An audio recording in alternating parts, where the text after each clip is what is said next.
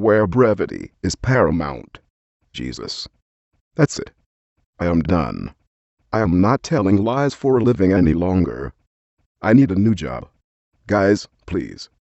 If any of you out there are hiring, please don't hesitate to contact me on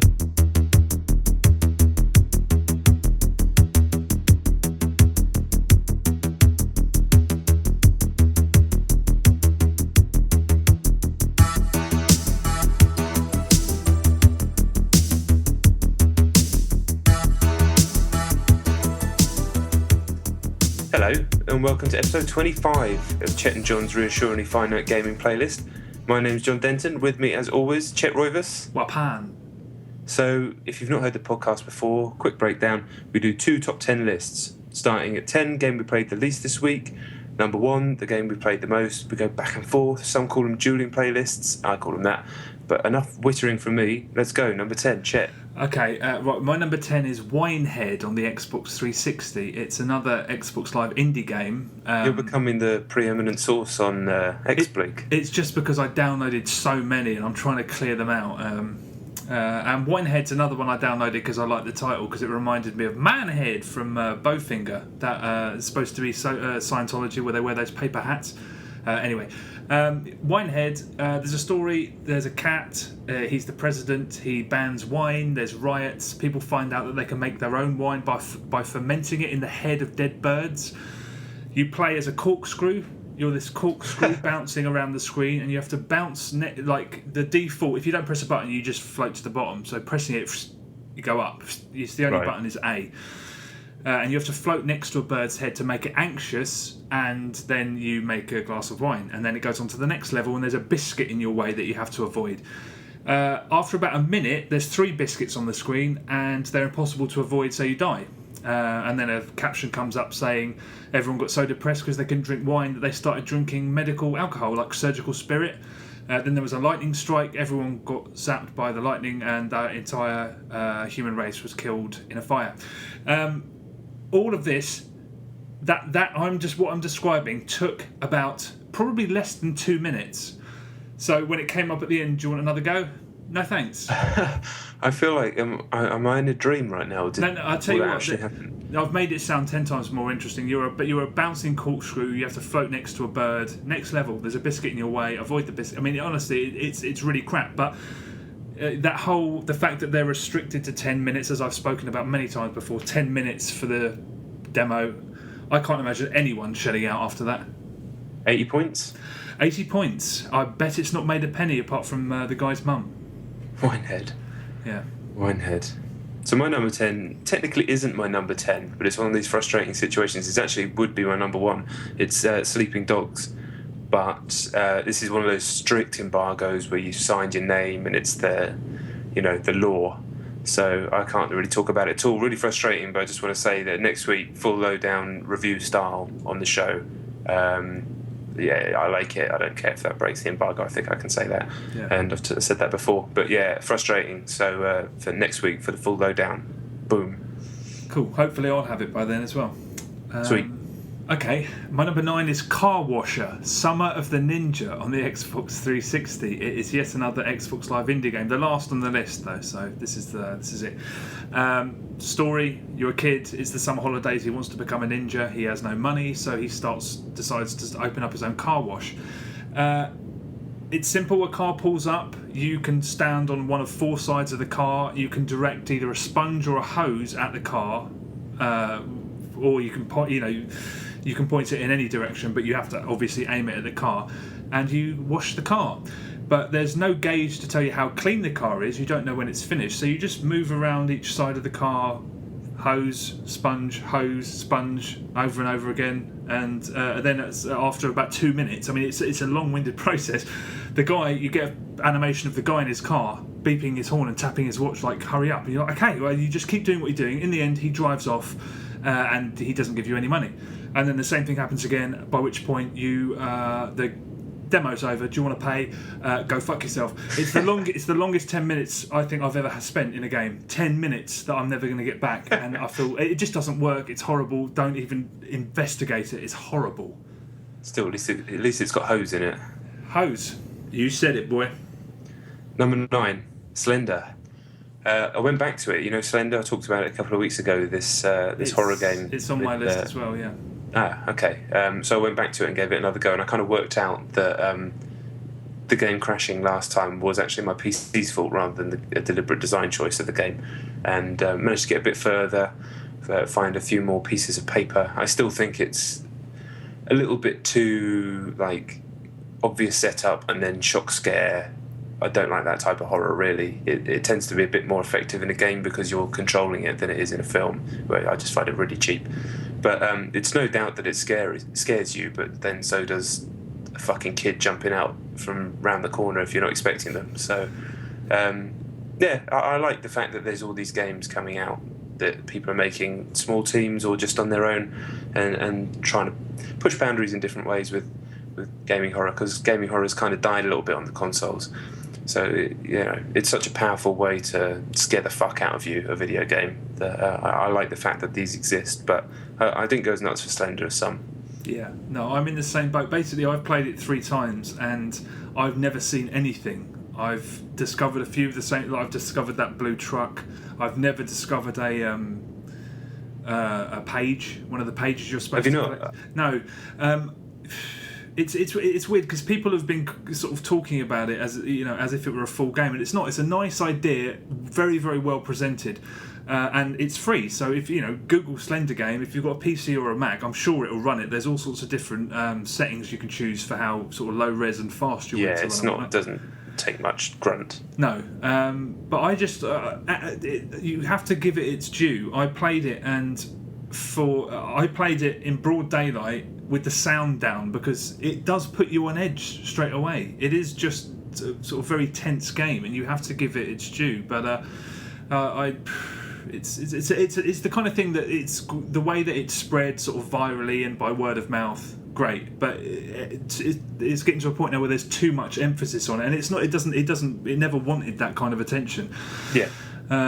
It's tense, but I mean, 3 times I've spent 10 minutes plus each time just trudging along, not finding anything, going past the same trees. But it's tense. You have to give it its due, and if you have the means to play it, as most people do, go ahead. Yeah, you should definitely check it out. Yes, no doubt. So it's you next, I think. Yes, right? My number 8 is Zuma's Revenge on the Xbox 360. I think it's one of the summer XBLA games, part of that bundle. Or is it? Oh, yeah. Maybe it isn't, I'm not sure. But it's a sequel to Zuma, PopCap. So at first I wasn't that impressed. I just tried the demo, and there's all this stuff that seemed needless at first. There's a level up system where there are these animals on pillars and you can get faster shot speeds and bonus fruit appearing. Stuff that just seemed to be pointless. But in contrast to the Xbox Live indie games, the trial here was really lengthy. It was more like an iPhone game in that they weren't shy about giving you loads of content, because in the process of giving you that content, you end up getting hooked, because that gameplay is pretty irresistible as far as I'm concerned. And by the end of it, I was like, this is easily. Didn't end up shelling out 800 points at the time, but I probably will. They've done some really neat things with the gameplay. You can jump between different lily pads and sort of splits the game in half. There's bosses now where you have to clear the balls in front so you can get a shot off on the bosses. So it's loads. It's typical PopCap. They've gone above and beyond what they needed to deliver, and it's really good, really polished, really lovely, really fun to play. And I had to go out as soon as I played it, so I didn't immediately shut out for it. I didn't even get to the end of the trial, and I was playing it for probably 20 plus minutes. It's great. I think definitely, if you like those kind of games, if you like PopCap games in general, this is just a terrific one. Who doesn't like PopCap games? Exactly. Yeah. Sweet. Yeah, very good. Yeah, good old PopCap. Poppers. I like them. No, not poppers. I don't like them. My number 8 is another game very similar to Slender. In fact, it's called S.C.P. 087. Now, have you heard of S.C.P? No. It's this fake internet... I'm going to do a really poor job of explaining this. I've only learned about this in the past day. It's this fake kind of almost X-Files on the internet that exist, and they kind of purport to be real, but they're not. And each one's numbered. they're like paranormal cases that are completely fabricated. And 087 is, I think, the most famous one. It's this set of stairs in a high school, I think, that's behind a permanently locked door, and if you go into the stairs, they just go down forever. And terrible things happen as you descend these stairs. So these people made a game about it, and you just go down a very, very, very dark set of stairs for a long time, and the tension starts to ramp up, the sounds start to change, and then something fucked up will happen. It's different every time. The fucked up stuff that happens, you never know when it's going to come. It might come down 3 flights of stairs, it might come down 50, and it's really, really unpleasantly unnerving. It's probably more successful than Slender, because you're not trudging around looking for things. You're just going down these stairs, and you don't really want to be doing it. And the stuff that happens really is quite unpleasant and makes you just want to run out of the room. Is it just a kaleidoscope? Is it just to scare you and then you keep walking, or does it kill you? It kills you. Oh, right, okay. So there's no goal. You're going to die eventually, but it's different, and you never know when it's going to come. And sometimes it fakes you out, and it's not something that you're going to play more than twice, but it's worth experiencing. And if you've got the balls, turning the lights off, sticking the headphones on, and you'd have to be a pretty tough cookie not to be unnerved by it. It's a little bit, again, boo type thing, which does piss me off, but the atmosphere is there as well. That sounds really good. I think that was my problem with Slender, was that I didn't really want to be pissing around trying to find something. I played that game because I heard it's meant to shake you up a bit, and I was walking around, I was like, come on then, give me something. I don't, that's not enough. Finding little pages stuck to trees or wherever they are is not enough. It wasn't enough for me to keep me playing it longer than the 10 minutes. That but Slender, really when Slender does fuck you up, it does fuck you up. That just obviously didn't happen to you. Yeah. But this is more accomplished, I think.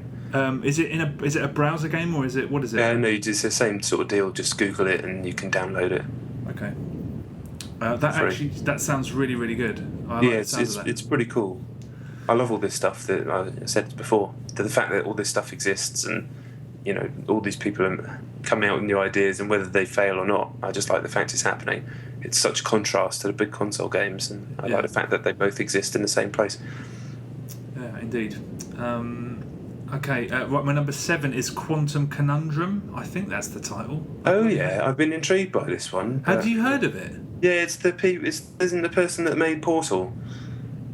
Oh. And she left. Oh, what's her name? Swift? Kim Swift. Kim Swift, is that right? Pretty sure. We always like to bring the knowledge on this podcast. See, that's terrible. That makes perfect sense. And it's something I saw on the dashboard, and I hadn't heard anything about it. I'd not heard anything on Twitter. I hadn't read anything probably because the title is a bit forgettable. Quantum Conundrum. I'm not even 100% sure that that's the title when I played it earlier today. It is. I did the trial again. As I've said just about Zuma's Revenge, the trial was 10-15 minutes long because that's how long it needed to be. It's a luxury that the bigger budget games have. I'll stop saying that now. I must have repeated myself 100 times. But based on the trial, man, it looks so good. Obviously, now you've told me that Kim Swift's behind it. I was just going to say it owes a massive debt to Portal. The button layout's the same. The sort of the structure's the same. Unfortunately, the guy who talks to you over... who tells you what to do. He's like a voice in the sky. You can't help but be reminded of Cave Johnson in Portal 2. Oh boy. And you can't compare the two. The dialogue is the serviceable dialogue, but the humour's really quite lame. Right. But the gameplay is great.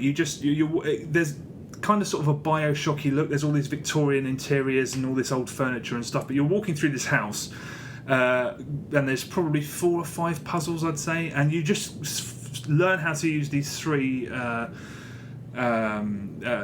toy with 3 dimensions, so you can flip the world into the fluffy dimension and everything becomes light, the heavy dimension everything's heavy, and then you can slow time down as well. And on the basis of the trial, it's got that same satisfying, just the same loveliness and the same satisfaction you get from solving a Portal puzzle, albeit these weren't particularly difficult. But then Portal ones weren't either. They're always staring you in the face. You just need to take a bit of time. But I loved it. I really did love the trial. And 1,200 points, but it's on the strength of that trial. I'm 95% certain I'm going to go and pick it up later. Interesting. See, what I was put off by is I heard a couple of people saying that some of the later puzzles were very finicky, whatever. Yeah. And what I love about Portal, I mean, I'm fundamentally stupid, as you know, so what I love about Portal is the humour and the story, and I can kind of get by with the puzzles. I admire them, but I'm thick as shit when it comes to stuff like that. I've got no spatial awareness. My sense of direction is terrible. So I struggle with Portal's puzzles. I do them. I did them all. I didn't need to use a guide or anything like that. But then you speak to other people and they're like, that was easy. And I'm like, man, that was the hardest thing I've ever done. Yeah, I've had that. People saying, I breezed through Portal 2. It was just a case of find a place to plant a portal. And I'm like, well, yeah, but a lot of the time I couldn't find that place, or I couldn't figure... Yeah, anyway. Yeah, well, I've talked about him before, but I played some co-op on Portal 2 with my kid brother, and he would just walk into a room and just be like, pew, pew, pew, and I'm like, well, I don't even understand. I didn't even think about looking up. And, yeah, it's just different brains, I think. Yeah. But, that's what put me off this game, because I thought if it's not got the stuff I like about Portal, and it has the stuff that, not that I dislike, but that doesn't really click with the way my brain works in as much as it does for some people, then maybe I should miss out. But I think I might get the trial. Yeah, I'll get the trial, because I think after 10-15 minutes you'll know full well if you want to continue with it. I didn't get stuck once. There were a couple of moments I was like, wow, clever. I like that, But they've geared it more towards children. It's got a kind of cartoony look to it. So I don't think it's going to get as tough as Portal occasionally did for idiots like us. But try the trial. Impressed. I think it's on PSN as well. I might be wrong, but yeah, I'm sure it is. Yeah. I'm impressed big time. I think I'm almost certainly going to go and shell out for that later. All right, I'll get a trial. I'll get a trial after this pod. Nice. See what I think. Nice. And then never to forget that I even said to do that. Indeed. My number 7 is a game called Agent Dash. It is an iPhone game, and the reason I played it is because, to be honest, I was looking for games to play for the podcast, and I went on a forum and people were talking about this. It was free. It's basically Temple Run, but you play as like a cartoony James Bond, and instead of tilting the thing, you swipe between 3 lanes going down. And yeah, it's just the same shit, running into the screen, dodging stuff, jumping, tapping to shoot things. It's quite good. It has in-app purchases, but they're not so egregious as to spoil the game, and it was a good way to kill 10 minutes this morning. I'll probably play it again when I'm on a train or something. It's fine. It looks nice. It looks really nice. But people are so taken with Temple Run. I don't quite understand the appeal there. I mean, it's fun. It's fine. Yeah, but it's more people that don't really play. I don't know. Games, a friend of mine who's like Diablo nut, Warcraft, Battlefield, he loves it, and he said that one of the only reasons he bought an iPad is so he could play Temple Run in HD, and I was like, what? Wow. You're a fucking nutcase. I saw someone playing it on a tube once on an iPad. That's weird. Why is that weird? It was a packed tube, like rush hour tube, not just an empty tube. Oh. It's like, why would you want to get your fucking entire iPad out to play Temple Run? Yeah. It's hell. Because people love it, clearly. Yeah. Maybe it was your mate. Maybe it was. I'll have to ask him. Okay, right, my number 6 is Pro Evolution Soccer 2013. Cool, mine's later on the list, so yeah. Were you just playing the demo? Yeah, I just love it. Yeah, I think I do too. I only had a couple of games. For me to enjoy a football game when playing against the computer, that's how you know that it's special. FIFA does it, this did it, and for the first time since probably back in the day, even the last one, I tried doing Master League on the last one. Much as I enjoyed it, I couldn't do it against the computer, and this was just... If you can measure the success of a football game or any game by how many times it caused you to... I must have done that 5 or 6 times per match. Really just so engaged and like I was watching a real football match, which is FIFA at its best and Pro Evo back in the day now. And I can't wait for it. It's one thing did make me laugh though. I mean, they haven't got the budget that FIFA have, obviously. But when they go along at the beginning, they went along the British squad singing the national anthem, and they all were all robotically going bah, bah, bah, along to the tune. I was just like, that's just like real life. That's brilliant. I suppose it is. But yeah, it's so good. It feels so nice. it is going to be. I feel like I'm waiting for like a great boxing fight or something, because how that and FIFA are going to fare, I can't wait. I can't wait to see it. I know. I keep playing it, expecting it to fall apart. It's like the next match that it'll fall apart and fuck me off, and the old Provo demons will come out. But no, it just feels like I'm in so much control of what's happening. The moves that I can see in my head, I can execute like I used to be able to on PS2, but with all this added flair and nicer animation and new little trick moves, and the player faces are really good as well. And I'm really looking forward to the final version. And I've said it a few weeks in a row now, but yeah, what a ruck it's going to be, because I'm not banking on FIFA in the slightest, because that sounds fucking awesome too. But sweet. I can't. I mean, I think when I reviewed the last Provo and FIFA, and I said in a couple of years' time, it's if they keep, because Provo has been getting better the last 2 years, and FIFA has, as far as I'm concerned, been getting better progressively. They're games that have gotten better. Mm-hmm. This year, I mean, like you're a winner regardless of which one you plump for, but it's gonna be so hard, because I'm gonna feel like I have to play. I'm not gonna want. If they're as good as they both appear to be now, how do you choose between them? Yeah, I know, it's going to be a problem. Yeah, I don't know how I'm going to do it. Have to see how the online is, have to see... Yeah. I think I'll enjoy playing Provo against the computer more than I would FIFA against the computer, because I've never really got on with FIFA's CPU AI, but there's always been amazing online stuff in FIFA, so we shall see. Yeah. We shall see, but I'll be hammering both of them for a while anyway. Yeah, sure. Fantastically impressive. Good for them. Yes. So is it me? It's you. Sorry, yeah, it's you. Yeah. So my number 6 is pretty stupid, but I've been playing it a lot, especially today. Have you played any of these little games at the top of Google? No. Since there was one yesterday which was hurdles, and now today's a basketball game, and they're really simple 1-button, 2-button games, but they have high scores, and then you get awarded a bronze, silver, or gold. Well, it's actually one medal, 2 medals, or 3 medals, depending on how high your score is. So obviously, instead of doing all the work I'm supposed to be doing, I've been doing that and competing with different mates, trying to beat the high score. The basketball one's really simple. You just press space to load up your shot, let go, and then after 4 baskets, you'll take a step back, and then so you have to charge up the shot a bit longer.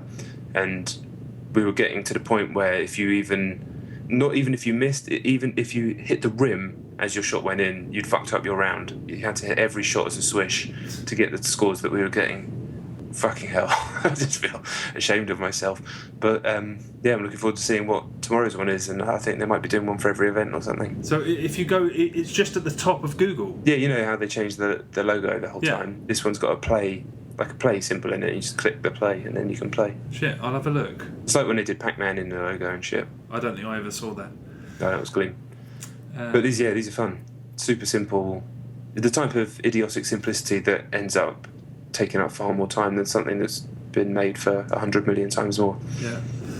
Okay, worth a look. Yeah, but if people don't know they're there, have a rouse and get fired. Yeah. Okay, well, my number 5 is SSX. I just downloaded the new patch, which is... Free rider multiplayer, yeah? Yes. Sweet. They delivered it beautifully. I love the way they delivered it. Rather than, every time you download a patch, either you have to go online to find out what exactly the patch is, or there'll be some kind of tech-speak heavy brief thing. Here, when you start the game, you get a lovely... I mean, I love SSX anyway, but there's just such a lovely letter where it sort of, in very, very simple terms, tells you what they've changed, what the new modes are, what you can do in the new modes, and it's just... I love that. I love that. That speaks volumes about the game, and that's one of the reasons I love it. It has that laid-back kind of just affableness about it. I tried. I didn't do free. What was it? Free play. Free ride, I think. Free ride. That was called. Yeah. I did a multiplayer game though. It's basically what you expect it to be, but time's a factor as well. They're all races, but there's also a time limit, so if you're both dicking around, you could potentially not finish and lose any funds that you've paid to get into the race. Right. But you can choose hyper, standard, or relaxed, the time limit, so you can just rack up scores and piss around if you want to do that. I think it's something. I had a game against a guy whose avatar picture was the SSX logo, so I didn't do particularly well against him. But I think it's the kind of thing that if my friends pick up SSX, and some of them have said that they're going to at some point, that's something that I'll definitely do with them. But it kind of killed. I don't like the great thing about SSX is that whole that guy could have sent me a message. I could have beat him. He could have sent me a message saying "Go fuck your mother" or something. He didn't do that, but the fact that the opportunity is there kind of takes something away. I like competing against invisible masses, and I love that. And I love signing in. You've got funds, and you see where you place, and all that stuff. It's so great, and I hope it inspires other games. I really do. So being in that kind of stressful direct competition with someone doesn't really suit SSX as this game sees it. As far as I think that it sees it anyway. Yeah, I'm glad they've added it, and it's free, of course, which is great. And if my friends get it, definitely. But it's added a layer on top that I'm not really going to take. But you're free to take or leave it. So there you go. Yeah. I mean, you get a lot of bad stories about EA. Obviously, it happens all the time. But they don't get a lot of good press when they do something like that, dropping a nice free update on a 6-month-old game, 7-month-old game, February, March, something like that. Yeah, and doing a fucking good job. So credit where it's due. It's great. Could have easily charged 400 points for that. Potentially even 800. Well, there you go. Yeah, it's great. Yeah, so good on them. Yes. Right, my number 5 is weirdly Gears of War 2. Oh, why? I'm writing a feature for a publication about these games, about the Gears of War series. So I went back and Gears 3 was really fresh. So I went for Gears of War 2 and I played more of Gears 1, which is after. Spoiler. It's tough to know what to say. I'm a big Gears of War fan, hence probably me being selected to write said feature. But going back to Gears 2, it still looks fucking good. I was really impressed with how nice it looks. I did the level where you're inside the worm, which was quite disgusting in many ways. I thought that was the shittest part of the game. That. Yeah, it just happened to be the bit that my save file was on. Oh. But so it's kind of hard to say too much about Gears 2 because it's kind of like, they fucked up the multiplayer and it ended up being alright like a year later or something like that.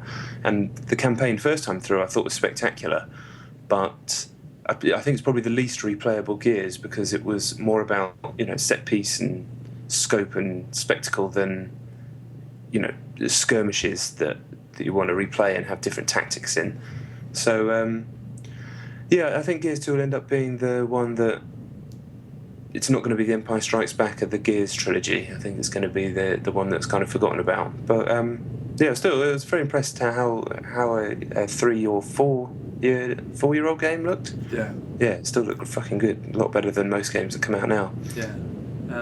Gears 2 was I never could quite understand it, but it's the one of the 3 Gears games that me and my friends played the least. We kind of got fed up with it very, very quickly, which was unusual. Well, not quickly. I mean, we played it for weeks and weeks, but it lost its appeal quite fast. And it had all those problems with lag, didn't it, after the first update? It really did. Yeah, but still a great game. I doubt I'll ever revisit it because I do remember, as you said, it was very set piece heavy, and it was not. I don't even remember Gears 3, Gears 1. There's bits I remember. The only one I can remember from Gears 2 is that shit bit when you're inside the worm and it just murky and it looked like I don't remember anything specific. There's a lot of stuff underground and there's a bit on rafts. There's some really cool action moments, but they're more, wow, this looks amazing, rather than something like in Vanquish where it's all about how it plays. So I don't think I will go through Gears 2 again, but it was nice to pay a little visit and say hello. Yeah, indeed. Okay, right, my number 4 is Slender. We've done it.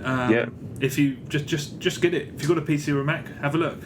Have a look, and why not? Have a look for other shit that's like that. It's quite easy to find. There's so much stuff out there, horror and beyond. So much cool indie stuff, and so much of it is free.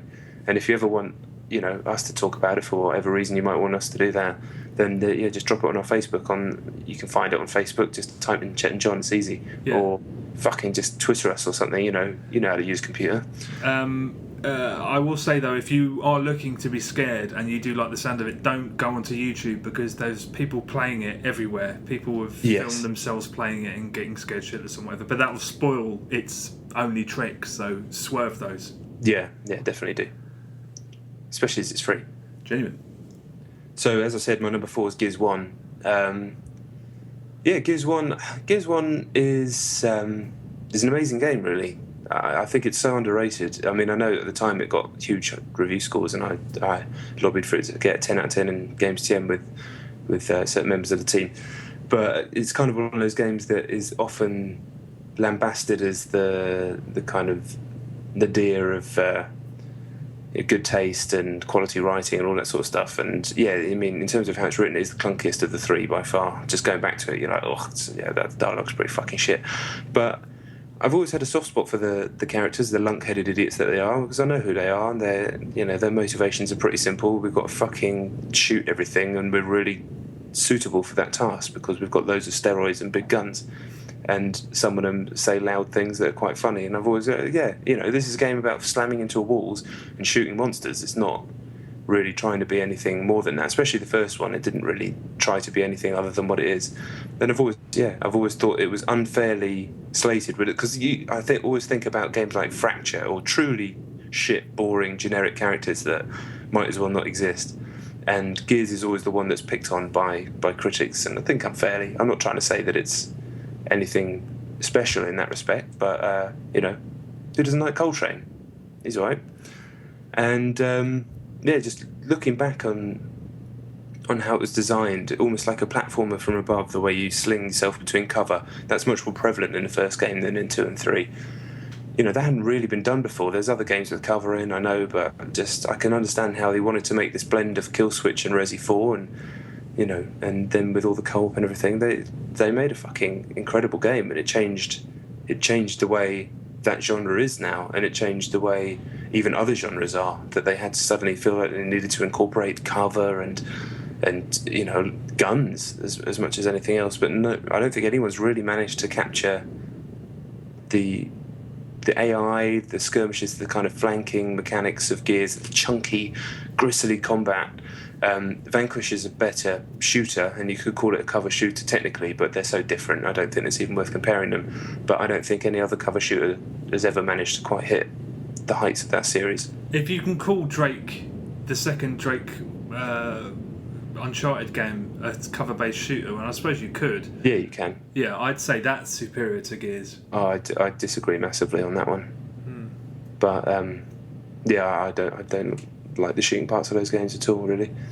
But I'm a fucking Gears head. Give me my bandana and a fucking hot dog. I don't know. I do love Gears. Wasn't the Gears of War, the first one was co-op, was it? Yeah. It was? Yeah, they're all co-op. Yeah, because I remember, I'm pretty... Because I had a minute there I couldn't remember, but that's still... When you play those in co-op, technically, they're the most faultless co-op games I've ever played. And they're still impressive, because I remember when the first one... I'm sure... Was it the first one was definitely co-op, was it? Yeah, 100%, yeah. Seeing all that spectacle and all that, such a big game, but doing it in co-op, because prior to that, I remember, I'm pretty sure it was before that, Halo 3 came out with that busted co-op. Yeah, it had 4-player co-op, which is a bit of a nightmare, wasn't it? Didn't work. And to see a game like that, and it's continued to flourish. We played 4-player Gears of War 3, faultless. Yeah. And the game is designed for that as well. Yeah. But it doesn't even really compromise the single player. It's fantastic stuff. Yeah. No, I agree. I always feel like I'm defending that series. And most people actually think that it's pretty good. I think it's just, if you write as a writer, you write and you think of the easy thing to say, a bit tired or whatever. It's always the easy go-to point. I've probably done it myself. Yes, okay, right. My number 3 is Saints Row the Third. You told me that you finished it, but you didn't want to say what happened. I wasn't going to spoil anything, but I don't think it does spoil anything. I got to the end, and there's 2 endings, and you're basically encouraged to play both. You make a choice, and then you can go straight back and play through the other the other bit. They didn't disappoint. One ending involved a sort of Independence Day style invasion. The other one took place on the surface of Mars. Awesome. And I love that game so much. I really, really do. I remember. I mean, a lot of people at the time sort of, like they did with Lollipop Chainsaw, tried to insinuate that it was somehow down market or aimed at prepubescent, always that stuff that people want to believe that it's geared at hormonal 13-year-old twats. And it's not. It's so much smarter than that. And I can't remember the last time I got to the end of a game and the credits rolled and I just sat there and watched them. Admittedly, there was pictures of photographs of the team, which I found really interesting. But I was just, I put my pad down and I was like, respect. I really admire what they've done. I had such fun playing that game. And it was nice to see a real spread of different people. Watching the photographs of all the team that created it going, a real spread of people, although perhaps inevitably not a lot of women there. But really interesting to see such a wide spread of people, and I love it. It takes everything that could potentially be annoying about Grand Theft Auto and throws it out the window. There's nothing annoying about it. It's just a fun game. There's things in Grand Theft Auto that are brilliant, like if you hit a car, if a police is in the vicinity, he'll come after you, and that's annoying because the sandbox is always there and you're always thinking, I want to kind of play around a bit, but things like that in Grand Theft Auto force you to sort of keep a low profile. They make you feel like a criminal. In this, there's none of that stuff. It's if you can go and cause havoc because you fancy it, run into a shop that you own next door, walk out and everyone's just wandering there, looking in the sky like nothing's happened and your thing's gone down. I mean, and if you like slapstick comedy, it's an endless supply of slapstick. Honestly, I've laughed so much just because you just see dumb shit happening all the time. Yeah, I think I'm going to get it again and give it another go. I recommend it so highly. I love it. I whether they'll fuck it up with the next one or whether they'll make another belting game, I don't know. But perfect for me. But the first one was good. The second one I didn't warm to, but this was just great. I mean, really great. Yeah. Like I said last week, I think you sold me on it again. I need to go back to it. Sweet. I think that's good. Yes. So my number 3 is Pez. We talked about it. Get a demo if you're into football games and see what you think. There's plenty of time before it comes out, but I heartily recommend it.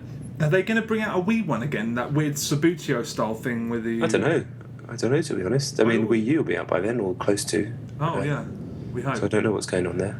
I always quite liked the Wii one. I thought it was a nice idea. Oh, yeah, it is. Yeah, it's clever. But, yeah. Pez. Yep. Get it. Check it out. Number 2 is Battlefield 3. Battlefield 3. Battlefield 3, yeah. You played it? Not this week. Yeah, it's good. I didn't do that this week. Battlefield 3 is a first-person shooter from a company... Anyway, listen. It's still great. What I've noticed playing it recently is that the same transition that me and my friends made from Rush to Conquest is exactly the same. More or less the time frame's the same as it was with Bad Company 2. Basically... as soon as Bad Company 2 came out and when Battlefield 3 came out, all we have done is play Rush non-stop. Don't know why anyone would play any other mode apart from Rush. And just under a year in, which is what happened with Bad Company 2, we're now starting to... The people that play Rush are just getting too fierce. We're encountering too many people who are just like too good. It's just like, I'm not getting any enjoyment out of this. Right. Little clans of 100 ranked colonels. I'm just like, it's too much. So we've had such a run that the other day we had Conquest and we were like, fuck, Conquest, why haven't we been playing it? It's a lot easier on you. Rush, if you have a bad team, you either fail or succeed, whereas you can still make a difference in Conquest. So I think that now that Rush is sort of seems to be taken up primarily by hardcore people, it's nice to realise that there's a whole other game because Conquest is very different. But yeah, it's interesting that, when I picked up Battlefield 3, I went into Rush and then was like, why the hell have we been playing Conquest all this time? But I think it must have something to do with the players and how serious they are. Maybe, I don't know. But anyway, that's a completely pointless observation I've made. And Battlefield 3, play it, why not? You like it, don't you? I'm a little bit partial, you could say it, Ed. So my number 2 is Binary Domain. As I said, I finished it. It kind of lost me a little bit towards the middle act, but it picked back up again towards the end and ended up thoroughly enjoying the rest of it. And then what I didn't realise is that depending on how you interact with the other characters, because you can do the voice stuff, can't you? Yeah. I had it on PS3, so I couldn't find my that mini headset that we bought about 4,000 years ago, so I ended up having to do it with the joypad. Yeah. But how you interact and their relationship to you determines what happens in the ending, almost Mass Effect style. So I had my own ending, which was good, and it felt like a proper written ending. And then I spoke to someone else that I know about the game, and I said, "Yeah, but what happened to this guy?" And he was just like, "Oh yeah, no, check the other endings on YouTube." So I was like, "What?" So I went on Yui, and then he was there. He survived, whereas he died in my game. So that was kind of cool. I didn't know that was the case, and a thoroughly entertaining shooter that I'm glad that I played, but don't go as nuts for as some. Yeah, people are. A lot of people are taking a stand about that game and making a point about, that they'll. I'm sure they know they're going a little bit overboard, because you see quotes, people talking about it on Twitter, and you're just like, I'm sure you're over-egging it. I mean, you must know you're overdoing it. It's a very, very good shooter, really, really expertly written and stuff, but I think ignoring the fact that Gears did the combat so much better, it just seems a little bit. I don't understand it. I understand you want to support. It's a shame it didn't do anywhere near as well as it should have done. It did terrible, and it didn't deserve that fate. But trying to sort of say that it's a masterpiece after the fact is a little bit misguided, I reckon. It's great, and I really enjoyed it, but I wouldn't. It's not at the top of the list of games that I go mental at someone. You have to play it, because at the end of the day, 90% of it is generic. Yeah, but it's still great. Yeah, it is great. It was very good. I enjoyed it. Yeah. Yes. I'm glad I played it. Me too.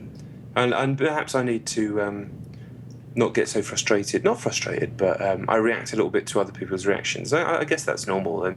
And I mean, well, fucking hell, a lot of people are much more reactive than me. People who comment on YouTube and things like that. But sometimes maybe I just need to take things at face value a little bit more and not worry about what other people think. But we are what we are in this life. Binary domain, robots, and that. Jar Jar Gabor. Right, my number one is Rocksmith on the PS3. First of all, I will say, if you're going to get Rocksmith, don't have a break. Completely, that seems like. Are you back to square one? Are you? 101. I'm not quite back to square one, but it's just you have to. They've done a superb job of making it as much of a video game as possible and appealing to gamers as much as possible, but it is designed to try and teach you how to play the guitar. I got back into it fairly quickly, but avoid breaks if you can. One thing that struck me, I was like, I can't believe there isn't a plectrum included in it. I mean, you can pick up a plectrum for like 20p, but the fact that it's not included, because at first it's fine, but I've just started doing double stops, which is two notes together, two strings together. Mm-hmm. And at first that's quite easy because it's always adjacent strings, but then when you start moving your fingers up, you need a spectrum. Spectrum. You really do need one. And in all the tutorials, there's a guy there with a plectrum, and sometimes he says, "Hold the plectrum like this," or the pick, they call it. Yeah. And it's like, what it seems a bit inexplicable. But yeah, it's still incredibly impressive, and my response to it is different from when I first played it a month or two ago. In the system that it uses, so if you start playing really well, the difficulty gets really, really hard. It ramps up really quite fast. Right. And when you're starting out, that just means that you fuck up and you go straight back down again. So you're endlessly going up and down. But as you start learning all these new techniques and you start getting better at it, you start viewing it as a game. So I was like, I'm going to fucking beat this. I'm not going to, rather than it feeling like a guitar shooter who is being a cunt, it now feels like a game that's challenging me to step my game up. So that's really, really effective. What else was there? There's I've unlocked a few new mini games. I've just done tremolos, which is just, if you've held the guitar in your life, you've done one. That's just strumming one note repeatedly. And there's another very, very clever mini game where you move this ostrich. You move him along by strumming, and then you have to change strings to avoid obstacles and stuff. Again, you play it like a video game, but you don't think until after you've done it that you've started to get more and more accustomed to moving up and down the fret and stuff. Really clever. It's hard to know what to say. I think that the ideal person for this is somebody who's already learning to play the guitar. Right. Because from what I've read a lot about it online, and some people seem to say that it teaches you a lot of bad habits, and it's not very sort of vigilant about how you sort of hold things, or how you, and it isn't specific about how you move your fingers. I mean, I was doing stuff holding it in the most ridiculously awkward fashion, and right. you know, obviously those are habits that you're not going to want to keep if you want to play the guitar. I don't have any interest in playing the guitar, but I'm amazed that, I mean, I can play a few things now, which is really impressive, and it is gripping me like a game now. But yeah, I mean, it's an impressive bit of kit. I can't believe they've done as good a job as they have. Yeah, I'd really like it, because I started to learn the guitar when I was 18, and fucking 12 years on, I can strum a few bars here and there, know most of the chords, but I can't play the guitar.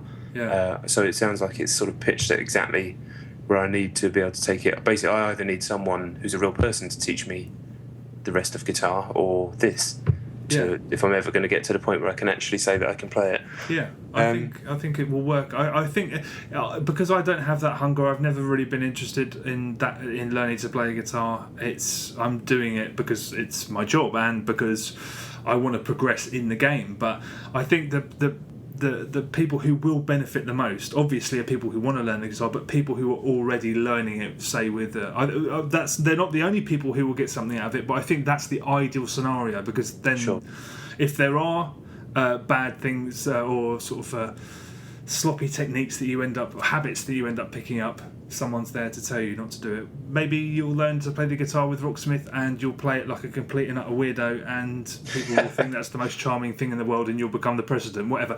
I don't even know what I'm talking about anymore. Rocksmith is really impressive. It'll make you the president. Potentially a presidential maker. I don't know. It's good, very good. If you are looking at it with interest, get it. The President Builder, Rocksmith. Rocksmith President Edition. I was going to say President Evil, but I'm glad I didn't. My number one is also a music-based game. It's Sound Shapes on the Vita. Have you heard of Sound Shapes? But it's on the Vita. Yeah, it's on the Vita. I think it was on PS3 as well. But yeah, it's designed for the Vita, clearly. Do you remember Everyday Shooter? I never played it, but yes. Yeah, it's by the same person that made that, and you can kind of tell it's right. I'm going to try my best to describe it as succinctly as possible, which is going to be difficult because I couldn't even say that. You're a ball. You're in 2D platform land. You can stick to light surfaces. You can't stick to dark surfaces. Red things in this world will kill you. When you're killed, you just get pop back to the latest checkpoint. There's normally about one checkpoint in every screen, and as you're rolling through the levels, it moves from screen to screen. How it works is you collect coins on these screens, and every time you collect a coin, it adds a new instrument or sound into the loop. The music's constantly looping, so you might pick up a snare or like a pew or something like that, and it starts to build songs as you play, and it kind of there's a synthesis between you're moving through the level and the song building. And at first, in the first few levels, it's fucking fantastic. It's like there's nothing, you've never really played anything like it, even though it is a platformer. The way it's building music is, it really, really appeals to me, so I love stuff like that anyway. But you can also kind of see through it and to see how it's building. Really, really clever. Unfortunately, it starts to let itself down after that in the campaign mode, because it starts to get really, really fiddly, and the platforming just isn't quite up to what it's wanting you to do. And even though when you die you don't go back far at all, what it does do is every time you die it'll reset all the coins. So you've built up this nice track and it's starting to crescendo, and then you die and it'll rewind you a little bit, and you've lost those layers in the track, if that makes any sense. So you can end up, it actually sort of creates a kind of cacophony as you're playing it. This sound it's actually really quite an unpleasant sound when you keep dying, which is a shame because it's such a clever idea and it's so genuinely well executed. It's got music by some of the music's done by them, and it's got music by Beck in it, and Deadmau5 or Deadmau5, whatever, and someone else as well, and some of the visuals. One of them, you know, that Super Brothers game that people bang on about on the iPad. It's like really stylish 2D sort of pixel art game. One of the levels is done by them graphically, and on top of all of that, it has a full and complete level editor that is really, really easy to use. You use both touch screens, moving around with the front touchscreen, like pinching and pulling to decrease and increase the size of objects with the back one, and then you can make your own levels and upload them Little Big Planet style and download other people's instantly, and all that stuff's amazing. And obviously, you're not just making levels; you're kind of writing music as well. So it's one of those games that you just want to love, but the execution's just a little bit off, and it really reminded me of Little Big Planet in that way because, you know, Little Big Planet's such an amazing achievement, but ultimately it isn't actually that fun to play. And the most fun I had with it was when we played our Good Buddies levels, who's an amazing level maker, because they were based on stuff like Aliens, and, you know, they were full of gags, but the platforming sections aren't fun in that game, and much like that, the platforming isn't fun, and it ends up detracting from the overall experience quite a lot. But having said all that, if you've got a Vita and it's sitting there in the drawer like mine was, you probably want to go and invest in it when it comes out. Is it a full price box game? No. It's a downloady job. I don't know how much it costs because, as always, we're bringing the knowledge. But yeah, it's not full price. Some people have gone. I gave it a 7 in my review on Video Gamer. I know The Verge have given it a 9. I could see how people would go more nuts for it than I have. But I like to temper my initial opinions when I see something this cool and start to actually break it down a little bit more and go, well, actually, there are sort of mechanical problems here which are hurting all the innovation and ambition. But I still dropped some 7 bomb on it. It sounds good, but yeah, if I had a Vita and I was desperate to play it, you'd have to. It'd be a must-buy. Pretty much is, because, you know, just to fucking justify the expense that you've laid out for that very sexy machine that has no games. Yeah. Okay. Well, yeah. That's it. That's game over. That is President Evil. That's the end. Thank you very much for listening. Next week is going to be... No, not next week. There's the week... Why am I even bothering to say it? In 2 weeks' time, there's going to be a great show because John's going to have been at Gamescom and is going to have played all sorts of new shizzle.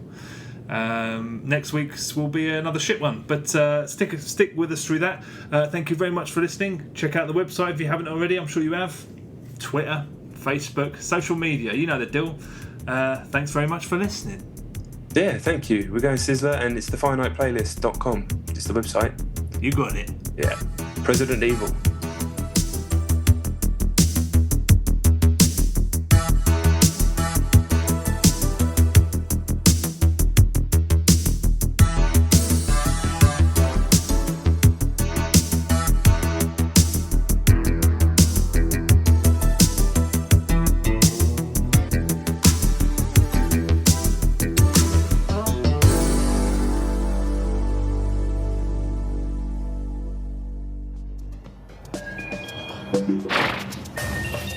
You should be able to fit through.